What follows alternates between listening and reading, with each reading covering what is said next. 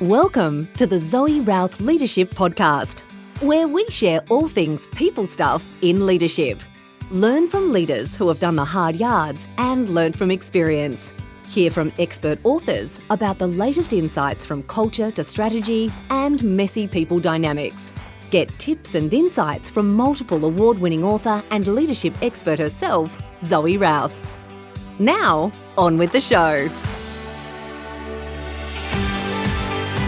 Hey, it's Zoe. I got a question for you. What if everything we thought about management was wrong? What if performance reviews were passé? What if standing meetings, regular meetings, recurring meetings were useless?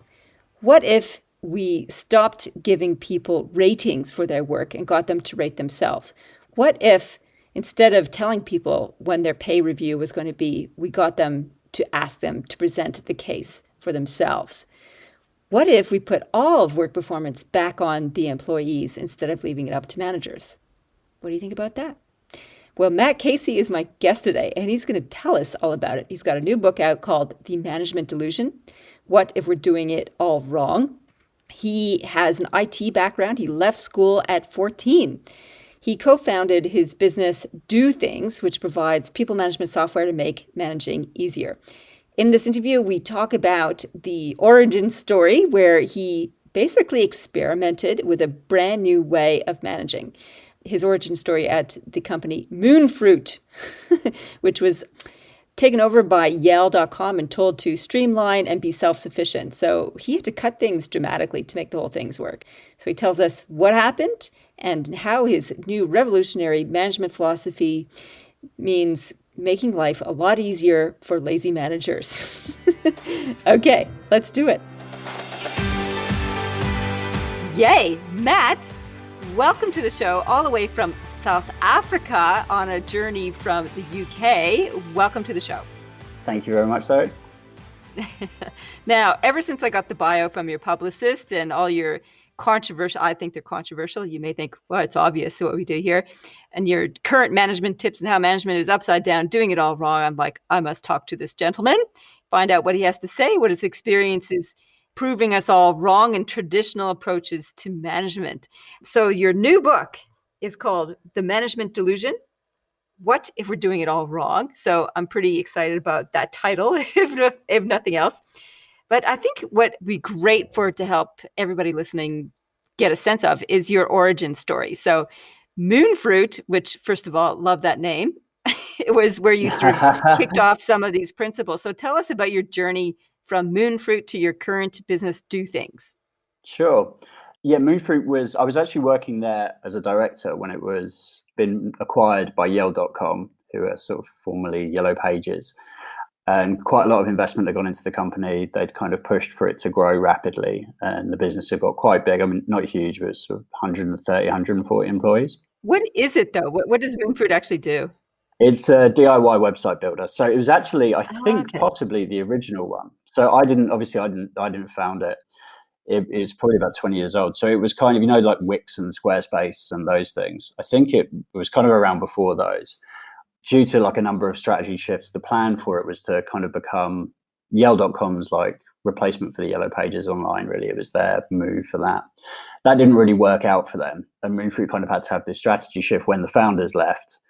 Instead of being this part of a huge business, to be a kind of self-sufficient thing on its own right, which kind of meant that all the stuff they'd been doing since they'd been acquired was no longer quite as appropriate because it had grown to a size and it was doing things in a slightly different way that it was going to have to do if it was going to just look after itself. On top of that, it had some pretty inspirational founders who were leaving. So when I took over, it was kind of with this remit of replace these people who are frankly better leaders than you. Like there's no question that. Yay, what a vote of confidence. Yeah, but it was more like my view of it. It's like I was inspired by these people and they were leaving. The remit had changed to, okay, it's not we're going to grow this thing to blow it up and make it huge now. It's so we have to make this thing as like streamlined and strategic and like efficient as it can possibly be. And yeah, I was sort of sat there and looked at it and said, okay, so really what I have to do is kind of replace these people who I looked up to, reorganize everything to be completely different, basically, and do it as fast as possible and spend as little money as possible. that immediate view, actually, the immediate thing that faced me was this idea that's like, okay, well, me trying to replace these founders is insane.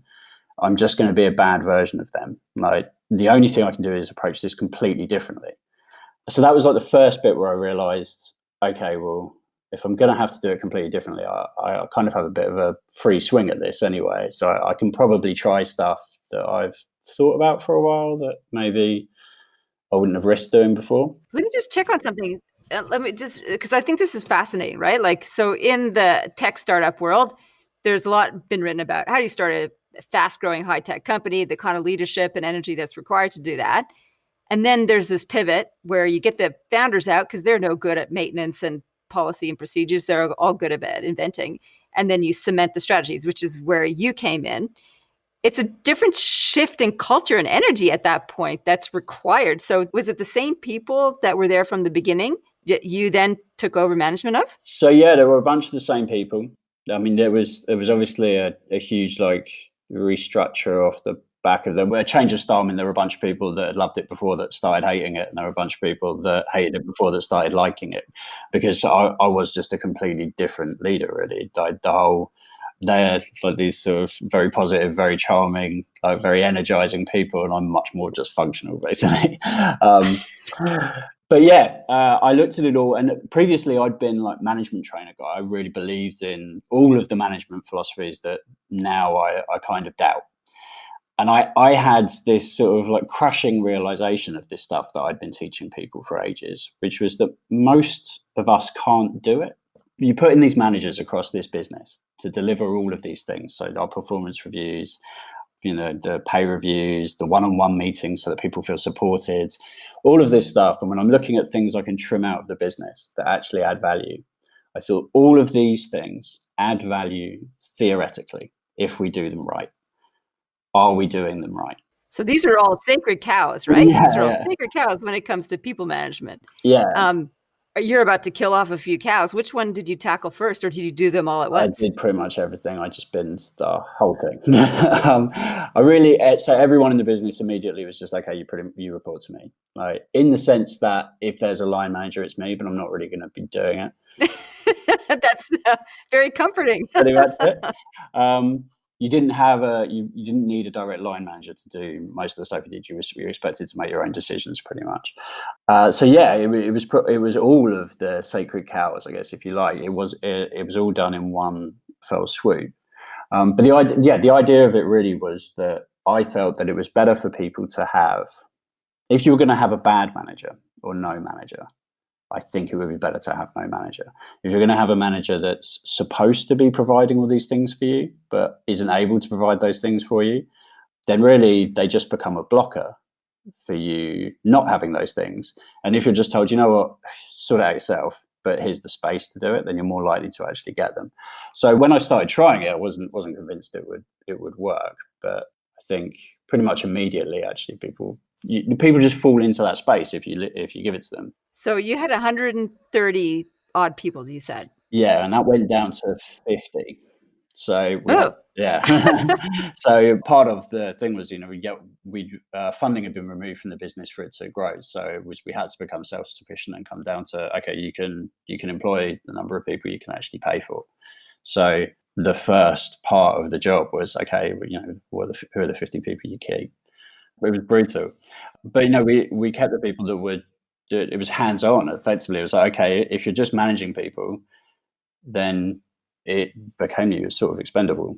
And I've always viewed that my role. I just think whenever in any job I've ever had, I always felt like as the manager, I'm the least useful person in this business. Always, like I manage tech people and designers and UX people and product people. So people that work out what we're going to build, people that build it, people that make it look great.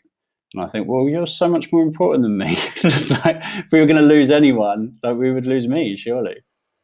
Okay, so let's tackle some of these sacred cows, right? Because that's the premise of your book, and your promise to leaders is that you can stop doing the stuff that we think is good but doesn't. Let's start with the meeting, the recurring meeting. So you think bin it. So tell me your rationale and your experience with binning the recurring meeting. So yeah, I hate the recurring meeting. I always hated the recurring meetings. I always found them unbearable. binning them, I think my argument for binning them can be made pretty clearly is how many do we sit in where we think, yeah, that was good. That was a really good use of my time. It just almost never happens. We sit there.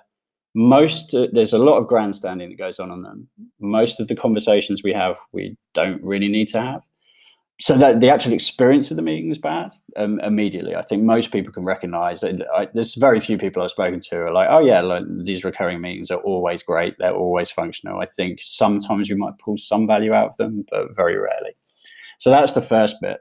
But the second part of them is that I actually think that there's a harm they cause that maybe we don't notice, which is that we created these things before there was the internet, before there was Slack, before there was Teams, before there was email, before we could talk to each other immediately and easily.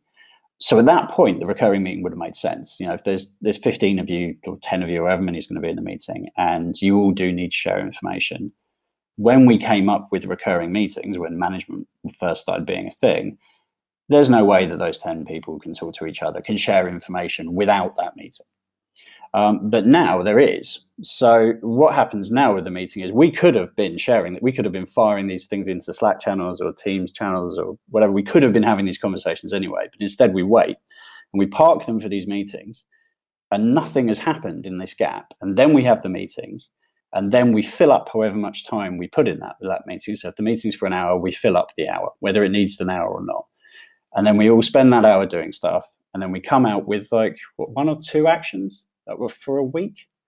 We could have been doing this. We could have done all of this like in seconds. You could have been doing it anyway because we have a tool. We have a meeting room that we're all sitting in all the time now. That's what Teams is.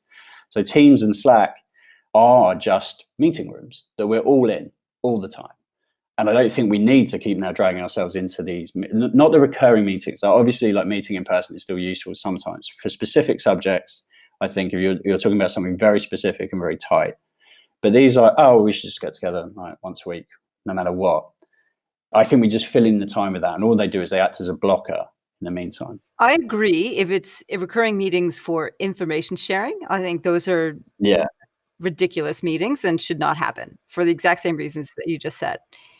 What do you think about recurring meetings that are purposeful? And what I mean by purposeful, it's like about eliminating friction in the systems, or problem solving, or celebration, or some sort of theme? Yes. So I would say, well, I think probably a key thing that I was trying to stress as well is that I never advocate taking away anything. Even the things I say, these things are mostly stupid in my book. If when someone looked at it, they said, I get value out of this, and they think about it and go, here's the actual value I get out of it that I know, then ignore me. Keep doing it. Definitely keep doing it if it adds value.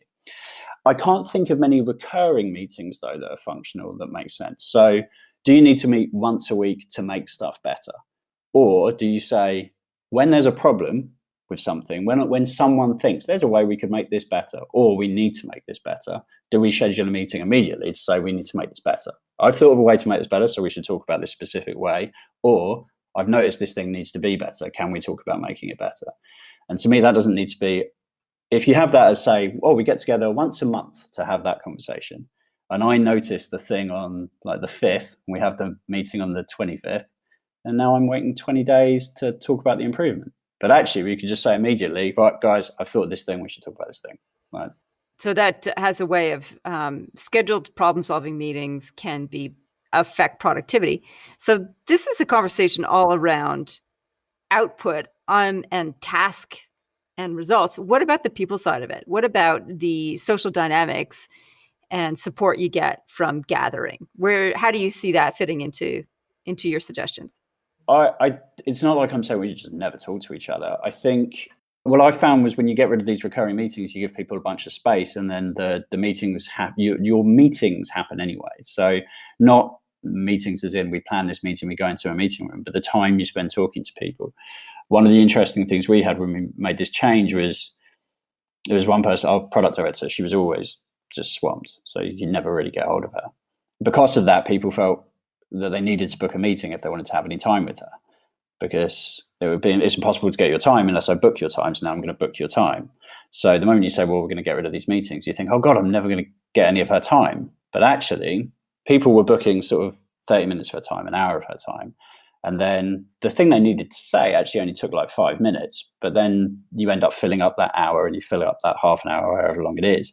The moment those recurring meetings were taken away and everyone was like, you can just talk to her whenever you need to talk to her, she had so much more time, and everyone could easily come and just walk to her desk and say that, because she's never in meetings. So you still have interactions, they're just far more dynamic. I think probably everything I suggest boils down to one realization, which is now, because of the information sharing tools we have and because of the access we have to one another, reactive is better than planned. That's a big statement. The proactive, which is sort of like the king business led. But I think it can now work. So I don't think you need to plan how you're going to talk to each other, because you can talk to anyone whenever you want to. It no longer needs to be planned. It used to be, but it isn't now. When we came up with these solutions, they were brilliant solutions, but they weren't aware of the most powerful information tool that's ever been created. So it's insane to me that we would still rely on a process that was designed before the internet. Yeah, it's a good question to ask and a good thing to challenge. So I think it's interesting you say reactive is better than planned. I'm going to ponder on that a little bit. Maybe when it comes to problem solving and meetings, that's correct. I don't think it's necessarily true for everything. Oh yeah, certainly not for everything. Yeah. So that was meetings, one sacred cow. What's another one that you threw out that people often challenge you on? I think probably the one that people find the most shocking, I guess, is pay reviews, because it sounds like it's very easy to sound like I'm basically saying, well, I just never pay anyone any more money. I was a reluctant manager in my early career, and I never really wanted to be one. I left school at 14, so I just had all the terrible jobs that someone that leaves school at 14 should have before I got anywhere close to a good job. And with terrible jobs normally comes terrible managers. So when I started being it, I was so reluctant to be those awful managers that I'd had. And I would become overly generous with pay rises, where basically I would be determined to get people paid as much as possible. I was always, if you work for me, I felt like my job was to get you paid as much as possible. But actually that sort of means I'm not doing another part of my job, which is I'm supposed to be protecting the company and keeping costs low. That's another part of my job as well. So I sort of say that to frame the fact that I really care about people getting paid the most money that they can get paid. And that's why I don't think managers should be doing pay reviews, because that's sort of like having an agent that works for the football club that's paying your salary. It's they're not really necessarily going to act in your interest, and they certainly have a conflicting incentive. They certainly have an incentive to act against your interest. I've been in situations where the less I paid my employees, the bigger my annual bonus would be. It's not like anyone's saying it directly, but my bonus is connected to my departmental budgets. So I have a huge incentive there to pay them less. Now, luckily, me, that wasn't something I would do, but it's insane to me that there aren't managers that would do that. So my approach for pay reviews was, I realized, again, the problem we create with them, and every year, I think every manager will know that feeling of, you get your budget. So it's like, here's all your staff, your budget can increase by 4 or 5% in total, maybe. So then you sit there with your spreadsheet of your people and you're like, oh God, okay. So who gets what here? Who am I giving what salary to?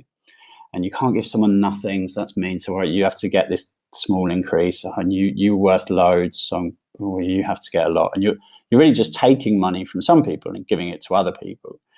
And I thought, there's something about this feels very wrong. I always felt that.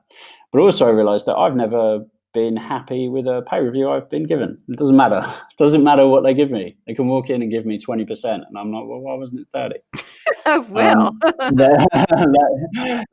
that's sort of, I think that's how most people are. Like it's in my head, they're not something that I don't think being judged in that way is a particularly good way of doing it. I don't think it's healthy for us to have someone else saying, this is what your value is, and I determined it, but you weren't here.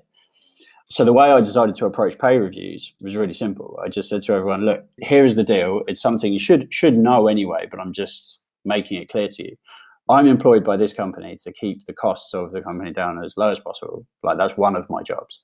So I am incentivized to pay you as little as possible. So that's my goal now. My goal is, I'm not going to ever give any of you a pay rise, no matter how amazing you are. I'm detaching it from how I value you. So I could think you were the best employee I've ever had, and I'm not going to offer you a pay rise.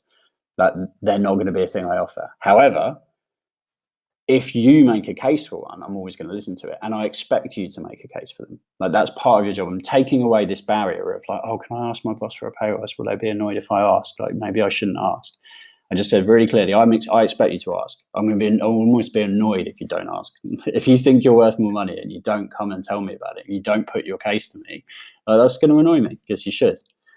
And I said, then that's it. Oh, I have so many questions about that, because there's so many people who wouldn't, no matter what you say as the boss, would never feel comfortable asking for a pay rise. And I'm thinking about the male-female paradigm, where women often don't feel like they should put themselves forward. They keep waiting to get acknowledged, which is a stupid mindset, but that's sort of what shows up. So tell me what happened. Okay, so everyone pretty much asked, and everyone was reasonable. But what I found, so I think the male-female thing is interesting there. So I mean, the women that work for me, obviously it's tech, so we were pretty heavily male-dominated.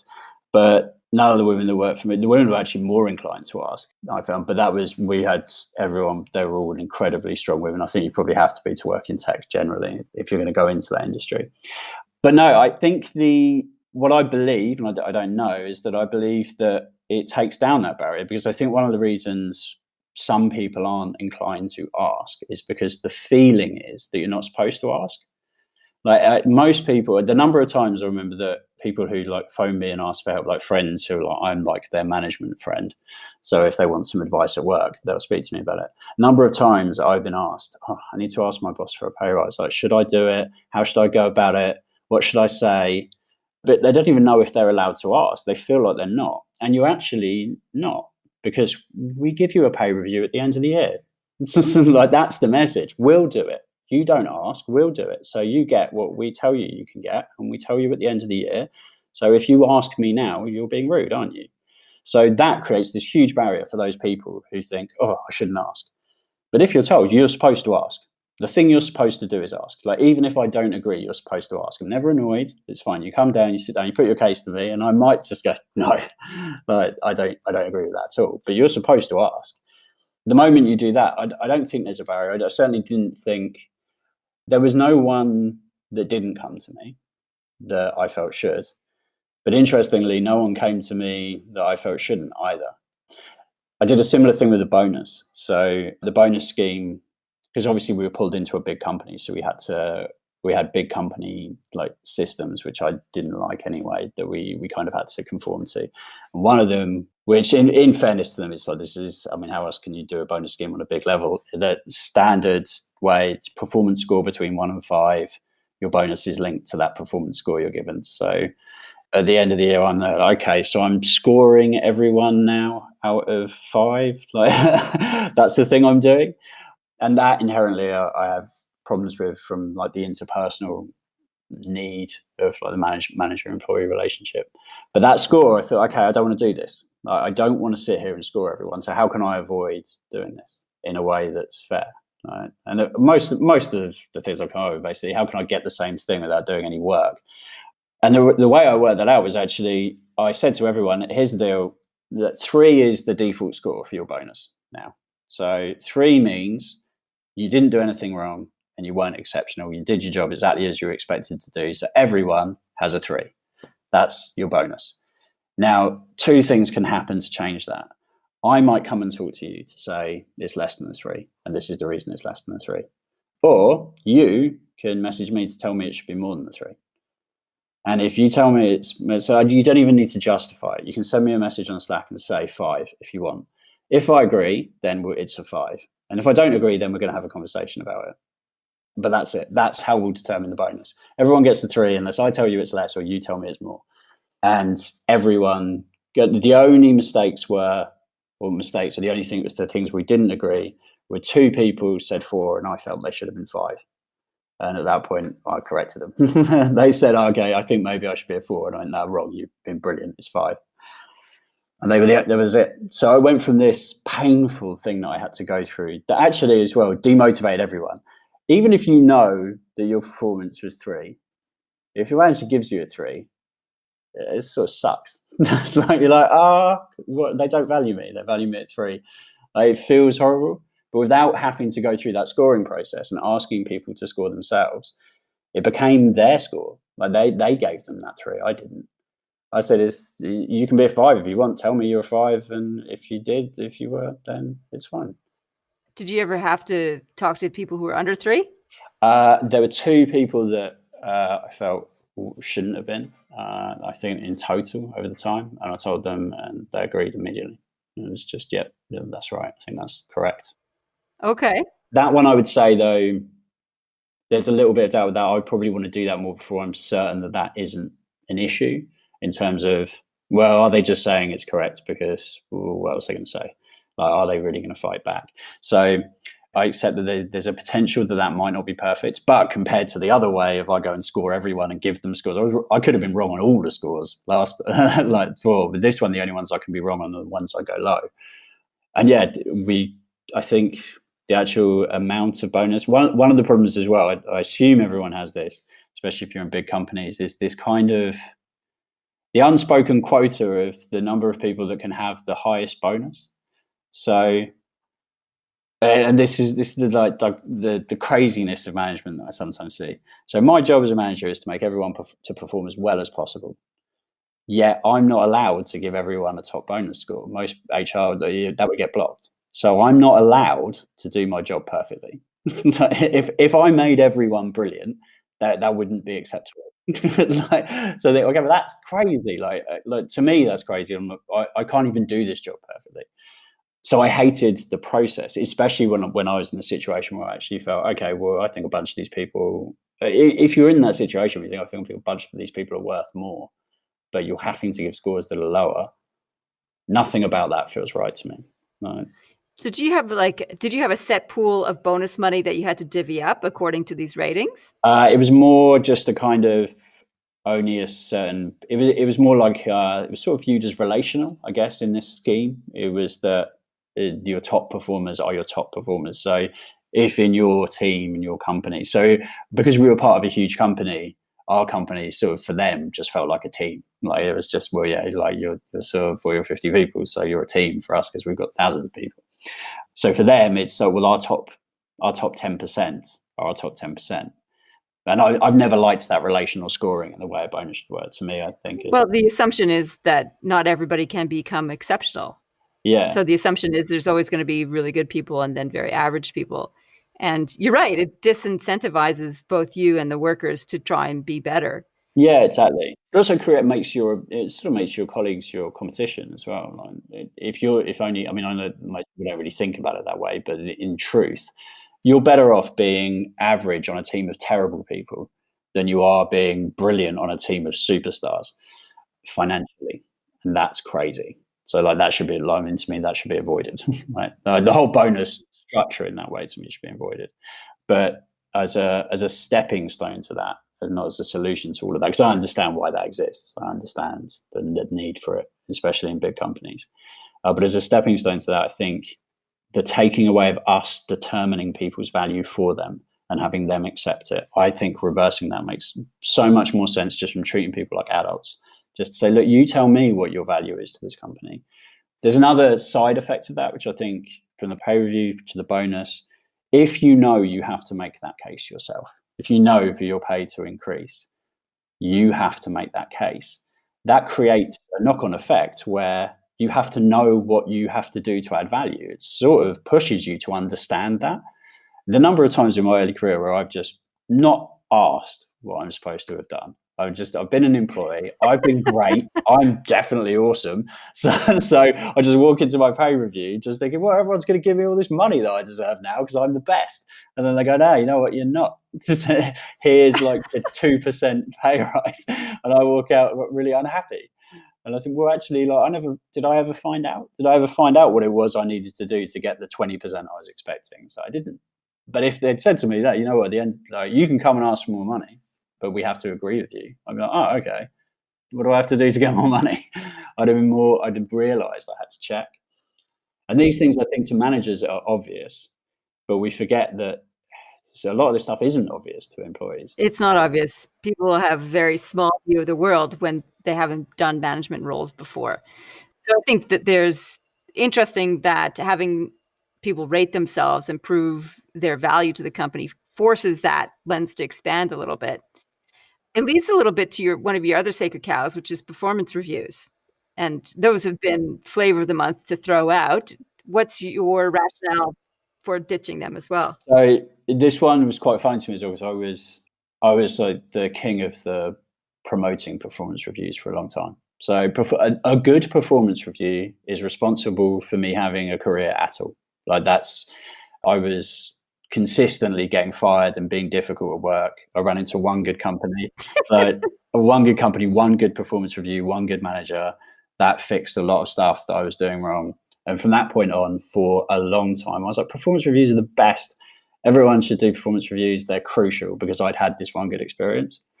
But then I had this realization that was like 10 years into my career. I'd had 9 horrible experiences. Actually, performance reviews failed for 9 years, finally got it right. And I'm like, they're the best. They are fantastic if you have a manager who delivers the perfect one. And what is the perfect one? I want to know what that recipe is. Like if you go in and it's like, I mean, as a manager, I'm going to be generous and say I think under 10% of my performance reviews have been beneficial to my employees, no matter how hard I tried. We know that feeling of you're sitting there prepping them and you're like, oh God, what am I going to put in this? And you've got 6 or 7 reports, so you've been prepping all of them and you're trying to make them this, supportive, great developmental experience. But actually it's sort of turned into admin now, hasn't it? And you're just like, okay. So then we're going to sit in this meeting and I'll set you these goals. I guess these are sort of your goals. Maybe this means that. And then from the employees, like how many of us have had performance reviews where we walked out thinking, yeah, this has made me better. I think the data on it, Gallup did a survey, and I think it was something like only 14% of people agreed that a performance review inspired them to get better at work. So what happened during the one that inspired you? It was actually just, again, the guy that did it was an exceptional manager. So he was the guy that did all of my initial management training. Because after that performance review, I got myself to a point where I ended up in management, and then this guy did loads of management training for me. He'd built a huge company, and then was just like doing management consulting sort of for fun, like in his early 40s or whatever, just because he liked doing it. He was brilliant. He was exceptional. Probably still the best manager I've known, like functionally. But that's how good he needed to be to do it. Like, that's how good he needed to be for it to work. And I thought, okay, well, most of us aren't that good. 1 in 7 people are managers. 1 in 7 people aren't good enough to fly this plane. So can you give me an example of one of the things that he did that was put him in this elite management stratosphere? I think he had a way of being honest, which sort of honest without it being harsh. So it's like, it was almost like, some people have that thing where they can just be honest with you. It's like they're completely, there's no filter of like, I'm trying to manipulate you or change anything. I'm just telling you the thing that's true. I think he did that very well. I think for me, maybe as well, like he had the credibility behind him where I was more inclined to listen to him. There's a bit of authority to the way he behaved and the things he knew. But he also just was exceptionally good at observing the way I'd behaved and then communicating in a way that made sense to me. So one of the things I used to do, I probably still do it a bit sometimes, if I'm honest. He definitely improved it a lot. But if I thought I was right about something, I was unbearable. Didn't matter who else is in the room. I'm right about this. I'm just going to blow over you. So I have this opinion and you're just going to keep hearing it until you get to talk again. That was sort of how I would behave. At that time, I was sure as well a lot of the things I was saying were right, but people were just ignoring me, and it was infuriating to me. So how do they not see that this is right? How do they not see that I'm right about this? So he put something, and I'll remember it forever because it was just so perfect. He just said, the thing is, about everything you're saying, you are right. Like, how's right working out for you? I'm like, yeah, that's a really good point. He goes, you are right about all of this stuff, but how is being right working out for you? Like, it's not working, is it? Right, so you need to find something else to do, because just being right apparently isn't good enough. Like, that's not going to help. I'm like, yeah. And for some reason, and again, I think it's what made him good. He knew that it was like, he didn't need to tell me the whole thing. He needed to give me something in a framework where I could just go, okay. He didn't need to tell me why I was wrong. He needed to say, are you right? Like, is this working? I'm like, well, no, it's not working. And then I had to realize, of course it's not working, because who wants to just get yelled at by someone for ages about how right they are? what's the solution then? So if you ditch performance reviews because not everybody can rise to the occasion like this gentleman did, and most people aren't as observant or as astute or as good a communicator, according to your theory, how do you help people to grow if you're not giving them performance reviews?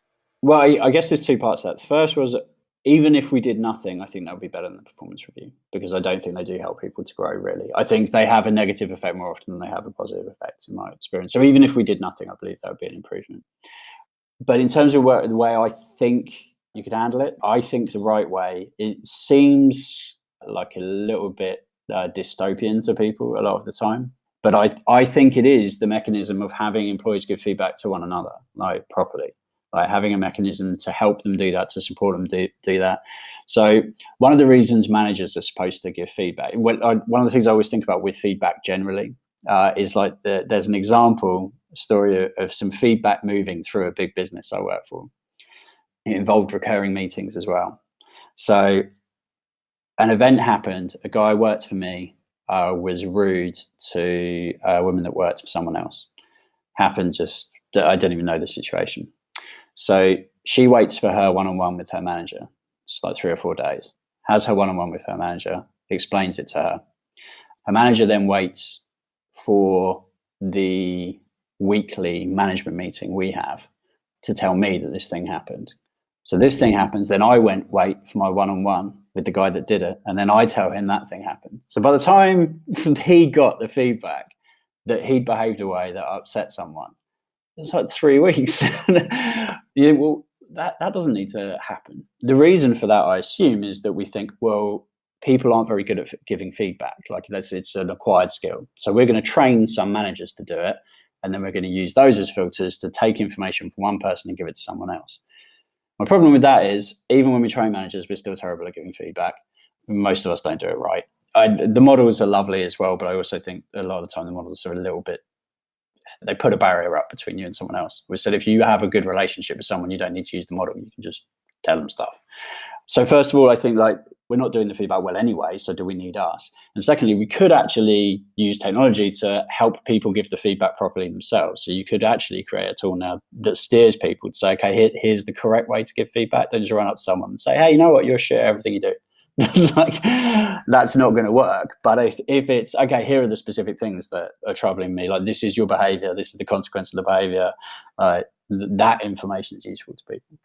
And one of the things that there's a company, which obviously they're not exactly anyone's favorite company, but I think I find it incredibly interesting the way they work. It is Uber or Deliveroo, actually, any of the gig economy things. So there was something like 6 billion rides on Uber in 2019. So 6 billion drivers, 6 billion riders, right? All of their behaviors are managed by Uber and improved by Uber. Taxi drivers are way better behaved since Uber than they were before. So they're more likely to be on time, their cars are more likely to be clean. Everything about that is far better. Riders, forget it. I mean, like the levels of violence and abuse to taxi drivers dropped, like damage to the cars, all of that dropped. And all of that dropped just by having this rating at the end of the ride. That's how that stopped. Is everyone knew it's like this person's actually going to have a say about me, and their behavior changed overnight. Now, can you imagine getting rid of that system and Uber saying, right, instead of that, we are going to give these 6 billion riders and these 6 billion drivers a manager, and we're going to give them performance reviews once a year to see how well they're doing their job. It would be horrible. And I know people would say, I know it's very easy to dismiss that, go, it's just a taxi driver and it's just riding. But it's to control the behavior of drunk people in taxis all around the world. I can't think of a harder management activity than that. It's like, that's incredible, really. And we can do that with they can do that with a score. It's because your reputation's at stake. So the currency is reputation. Exactly, yeah. So have you implemented a version of that in the workplace? Yeah, so the software I made, that was kind of the company that I run now, Do Things. We make a platform that basically enables all of the approach I talked about. I don't want to turn it into a plug. It's just so it leads to that, because I think plug away, mate. you do need technology to do that bit. So the way we have it is you can start projects and you can pull people into the projects you're working with. And when that project's closed, everyone that was in that project gives feedback on each other and what it worked with. And they're very specific things. So I break the performance down. So it's just, we ask you to score people in 3 areas, which is, can they do what they said they could do? Were they able to do the things they said they were able to do, their skill? Like, can they do the job? Did they do the job? So it's all very well, could they do it? But did they turn up? Did they do what they said they were going to do? And do I want to work with them? No. Do I want to work with this person again? And you just provide that information. Now, none of that to me is particularly harsh, like to hear. Like, I mean, I guess, if you just say, yeah, this person wasn't good enough, couldn't do the stuff that they said they were going to do. They weren't as skilled as they said they were. But I like working with them, and they tried, but they just weren't able to. I think that's useful information to know. A lot of this is, I'm trying to manage me in the past to make me a bit better. And I think one of the things that I definitely would have learned if I'd had access to that information early in my career would be, no one thinks I can't do it. Everyone knows I work hard, but people don't like working with me because I'm trying to take too much. And the thing is, that was self-perpetuating, because the less people were engaging with me, the more I thought, can't they see how right I am? And then I would just do more of the thing I should have been doing less of. And I think that feedback straight away was, everyone knows, man. Everyone knows you're good. Everyone knows you're capable. You can calm down. Your precious little ego is all right. You're not very pleasant to work with, though.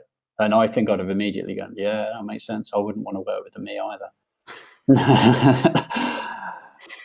Okay. My last question for you around this is, what was the impact on the culture as a result of these changes? I think, so to be clear, like, the culture I moved through before it took over was amazing anyway. So it was an incredible culture of everyone being very, is like everyone that worked there would probably say it's one of their favorite places they worked. And again, we had these incredible founders. So I knew straight away, so well, okay, I don't think I could recreate that same culture. I think I'm probably going to have to actually destroy that culture based on where we are and, the goals for this place now, and the kind of person I am. So we had to destroy one that was brilliant, but then we had to recreate a different one. There is an example of how strong that culture became. It was like this, probably, don't have moments of pride at work. I'm that awful person who's just like, no matter where I am, I'm like, I've already sort of thought about where I want to be. So I never feel like I've achieved anything. The moment anything's done, I'm like, well, I already want to do that other thing, and I haven't done that, so I kind of suck. Probably one of 3 moments of pride in my whole career was this particular moment I moved through. After everything's done, we're working this way. We're producing stuff so fast, though we're knocking software out all the time, which is great from a work point of view. But we got a new hire, and obviously everyone has this like complete freedom to, you work when you want to work, pretty much. You're in charge of yourself. No one's going to be standing over your shoulder making you do stuff. And we got this new hire, and he was taking advantage of that. Like, he was really just basically doing it. He was the problem employee for that system. And I didn't really have to deal with it at all. The culture of the company dealt with it. They just jumped on him like a pack of wolves. It was so clear. Yeah, they were proud of this thing that they'd made. It mattered to them because it was theirs. Like they worked because they chose to work. This person is coming in and not obeying the rules of this pack. And I didn't have to say anything. It was managed by these dominant personalities that had just appeared within the group. And I think one of the things, interestingly, from the leadership point of view as well, which I found there, is we had several leaders. They were different for each different thing. We certainly had like a cultural, social leader. She was the one that sort of set the clock, set the beat for how we're supposed to behave here. It's like you always knew it, like you messed up. She was the one that was going to call you out on it. And then there was like the organizational leaders that would come up and say, okay, this is getting a bit messy. Some people will step in and just do that. Everyone had a different role, but it wasn't defined, which meant you could just step out of it and step into it, and someone else would step into it if they needed to. I think one of the things when you say, here's this leader, and I'm certainly someone that experiences this as well. I think I'm a good leader in some very set situations, and I think I'm a bad leader in some other ones. When I'm told, right, you manage this whole team all the time, I'm like, okay, well, that's really good when everything's going wrong. Like, I think I'm pretty confident that if you give me this is a mess, it needs to be fixed team, I think I'm quite a good leader for that. I'm not a great leader for, this is really good, how do we find 5% more?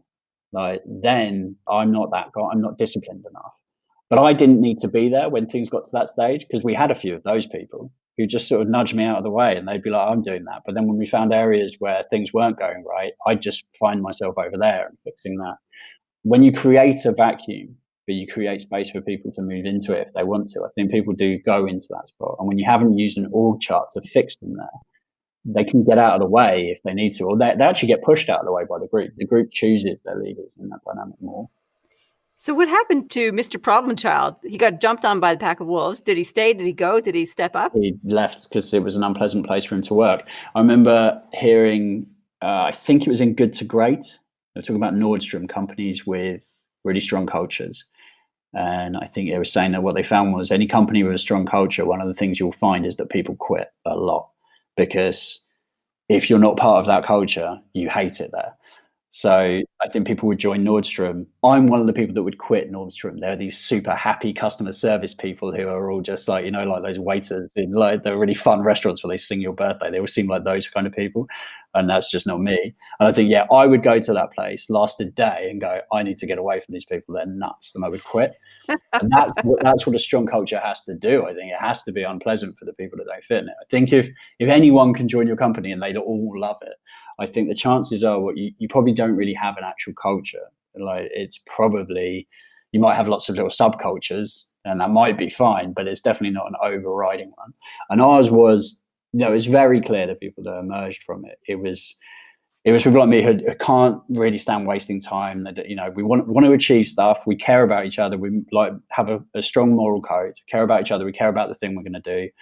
We're not really into any of the nonsense and the noise around that. We're the people that don't need to do, if you, in like your intro emails to someone, like if you email someone, you feel the need to say all of the stuff at the beginning. Hope you had a good weekend. Weather's nice, isn't it? And then you say the thing you want to say. We're the people that skip that first line and just go, I want this thing. Can I have this thing? Task focused folk. Yeah. Just this is it. And we don't feel like we're being rude, because we're like, well, I'm taking as little as your time as possible. Yeah. So that emerged because it probably emerged as a reflection of me, because it was the company I was building. And equally, the culture before was amazing in a completely different way. It emerged as a reflection of the founders before, who were just a completely different kind of people. Fantastic. Matt, this has been a really fun exploratory conversation for me, so I appreciate it. Where can people find out more about you, your book, and the work that you're doing? So the book is on Amazon. It's called The Management Delusion. My website, dothings.io, it's probably the best, is the software that supports any of it. So if you read the book and you want to do it, that software basically automates as much of it as possible, makes it easy. I joke that it's an automated me. It just doesn't annoy you as much. I'm reluctantly getting involved in social media now, having avoided it for most of my life. So I exist on LinkedIn and Twitter, I think. And most of my stuff I try to keep on my website and through books that I'm writing. Oh, you've got more books in the pipeline? Yeah, I do. I have one that I'm hopefully close to finishing, where I wanted to talk about this sort of experience of how you get promoted. Basically, I realized that everything I thought about in the early stage was wrong. And I thought, you know what? I left school at 14 and I managed to get to senior management positions in one industry, and then I changed industry, went to the bottom, and then did it again. I thought, I think I might know how to do this now. And I realized it was one of those things that people asked me a lot. I thought, it would be a nice thing to share for people that don't know how to make those transitions. And, we were locked down, so might as well write some stuff. Sounds great. Matt, thank you so much. This has been extraordinary. Oh, thanks so much. It's great talking to you, Zoe. Cheers. What an interesting interview. I think I'm left with more questions than answers around this, and it's provoked a lot of thinking for me, actually. So should we get rid of performance reviews? Yes, maybe no. I think what we should do is absolutely be having regular conversations with our people about how they're going. We should be able to give and receive effective feedback without fear. And that's more than just the skill of delivering feedback. That's the whole context, the whole atmosphere in which we work. Should we end recurring meetings? No, I don't think so necessarily. What I do think is that we should have meetings that are purposeful and useful and productive. And don't leave all that up to the manager to determine. I would put that back on to the people involved in meetings and say, how can we make these better? What would make best use of your time? What I think works best for Matt's approach to management is really context dependent. And right at the end there, we talked about, he admitted he's very task-oriented, direct human, and he attracts and employs people who are the same. Very task-oriented, very direct, and very production-oriented, and are not necessarily interested, as he said, I don't know what he called it exactly, the waffle, the team side of things. So team dynamics, interpersonal stuff, that kind of stuff, you can see would be a low priority, if non-existent priority, in a business run by Matt or somebody like Matt. So I think his approach works really well in a very highly task-oriented culture where it's explicit that that's what's expected and what is the done thing. I think if you have a very team-oriented culture and you explicitly want to develop a team-oriented culture, his hard and fast rules may not necessarily apply. However, I think there are some useful principles in what he's suggesting, like challenge what we're doing. Is it working? Are we just doing it by default? How could it be better? And how do we serve our people better? And how do we help people to grow? Whether you have a flat management structure or not, that is one of the core responsibilities of leadership. And helping to develop others is something that we're exploring this entire quarter. So I'd love to hear your thoughts, though. Those are my thoughts. I'd love to hear your thoughts. Did you agree? Did you find like alleluia in that? Did you find yourself recoiling, going, nah, don't agree with it? I'd love to hear the conversation. Feel free to pop a note or a question down in the Facebook page, which the link is in the show notes. Or send me an email if you want to have a private conversation, zoe@intercompass.com.au. And just a reminder, we've got the podcast giveaway coming up in March. And so if you leave us a review on any of the sites and then email us and tell us that you did, because otherwise we have no way of contacting you, you will receive something awesome in the post, in the actual mail. So heads up, that's all kicking off in March, but feel free if you enjoyed the show, if you're enjoying the show, to leave us a review. It really helps us getting the word out about the stuff that we're doing. Okay, well, that's it for today. In the meantime, live well, lead well. You've been listening to the Zoe Routh Leadership Podcast with leadership expert Zoe Routh. For more about people stuff and to contact Zoe, go to zoerouth.com.